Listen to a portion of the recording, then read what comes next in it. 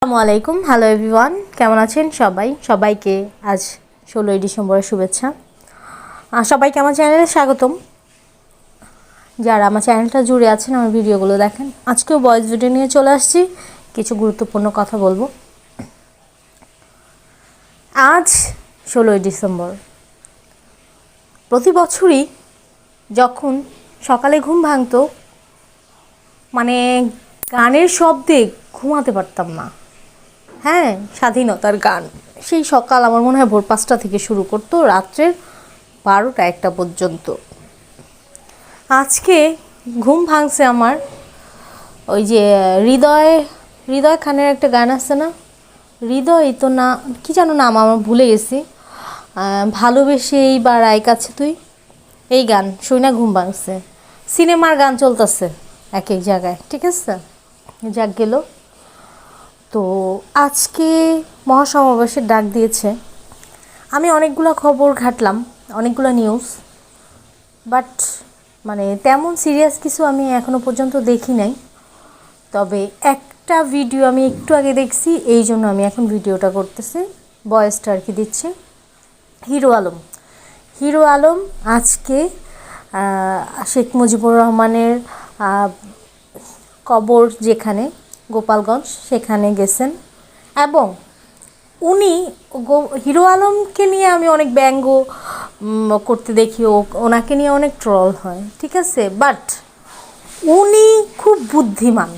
ওনাকে সবাই ওনার মানে মানে খ্যাত মানে আনকালচার টাইপের একটু দেখা যায়, ওনার ভাষার কোনো গতি নাই, কোনো মানে স্মার্টনেস নাই, এ কারণে আমরা অনেকেই ওনাকে ট্রল করি। হ্যাঁ, উনি অনেক বুদ্ধিমান। যেমন এখন দেশের হাওয়া কীরকম কোথায় লাগছে এটা তো সবারই কম বেশি জানা।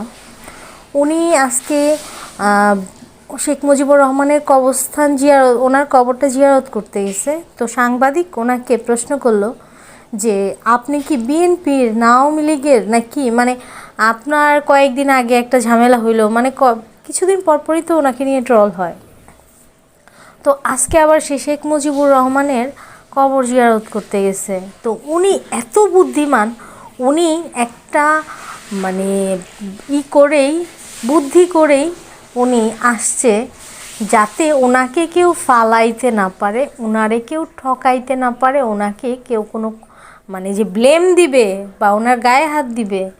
উনি কি সুন্দর করে বলল যে উনি বাইরে গেছে, সে জিয়াউর রহমানের কবর জিয়ারত করছে, কিন্তু শেখ মুজিবুরের কবর এখনও জিয়ারত করে নাই।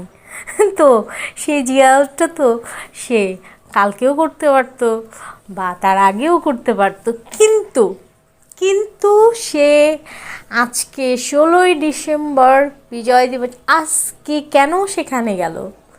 তো হলো না সে অনেক বুদ্ধিমান? হ্যাঁ, তো এমনভাবেই প্রত্যেকটা মানুষের চলা উচিত, যাতে সাপও না মরে, লাঠিও না ভাঙে। আর আমি আরও একটা কথা বলি, আজকে আমি মানে ভিডিওটা লং করব না, তো মানে সবাই জানে বাংলাদেশে কি হচ্ছে, ষড়যন্ত্র করে কে কদ্দুর কী করছে। আচ্ছা, জীবনে জুয়া না খেললে কি কোনো কিছু হয়? লটারি করতে হবে, ঠিক আছে।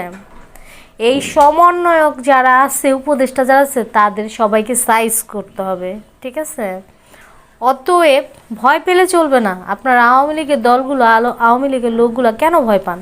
সবাই জানে, বাংলাদেশে সবাই জানে এখন যে কিভাবে কি ষড়যন্ত্র হয়েছে। ডক্টর ইউনূস নিজে যুক্তরাষ্ট্রে গিয়ে সে বইলে আসছে যে মাস্টার মাইন্ড সে, বা মাস্টার মাইন্ড তাহলে আপনাদের এত কিসের ভয়? হ্যাঁ, ওই যে বলেন না যে যার যা আছে লগি বৈঠা তাই নিয়ে বের হও, তো লগি বৈঠা নিয়ে যাদের বলেন তারা ঠিকই বের হবে। আপনারা কেন বের হচ্ছেন না? আপনারা কেন মানে কেন গুহার ভিতরে আছেন এখনো পর্যন্ত? হয়তো মরবেন, নাহলে মারবেন, ঠিক আছে। এইরকম চিন্তা ভাবনা রেখে যা হবার হবে, মরে সব সাফ হয়ে যাব, ঠিক আছে। ভয় পেলে চলবো না, আর সময়ের অপেক্ষা করা যাবে না। দেশ অলরেডি ধ্বংস হয়ে গেছে, আর মানে 100%-এর মধ্যে 80%ই নষ্ট হয়ে গেছে, 20% আছে। এই 20% যদি আপনারা মানে রিসেন্ট কিছু না করে বাঁচাতে না পারেন, তাহলে আর পরে আপনাদের আসা না আসা এক সমান। যাই হোক, অনেক কথা বললাম, ছোটো মুখে বড় কথা, সবাই মাফ করবেন। ভালো থাকবেন। আসসালামু আলাইকুম, আল্লাহ হাফেজ। সবাইকে আবারও 16ই ডিসেম্বর বিজয় দিবসের শুভেচ্ছা।